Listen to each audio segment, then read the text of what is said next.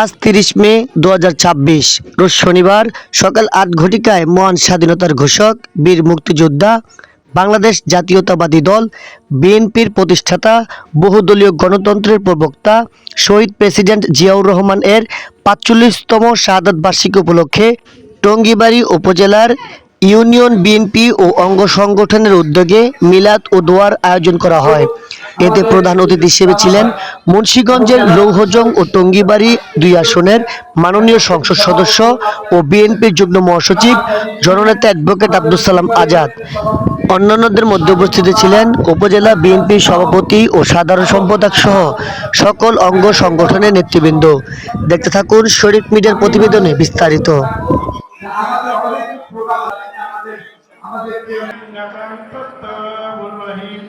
سبحان ربك رب العزة عما يصفون وسلام على المرسلين والحمد لله رب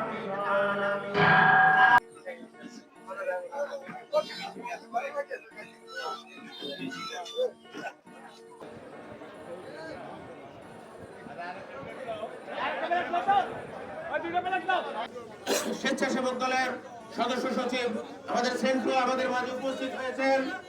মহিলা দলের আহ্বায়ক আমাদের শুনে মুন্সিগঞ্জের সাধারণ সম্পাদক মহিলা দল সাবেক টঙ্গীবাড়ি থানা আহ্বায়ক আমাদের পাপিয়া ইসলাম, টঙ্গীবাড়ি থানা যুব দল, ছাত্র দল, স্বেচ্ছাসেবক দল, শ্রমিক দল, কৃষক দল সহ অনেক নেতৃবৃন্দ উপস্থিত হয়েছে। আমাদের মাঝে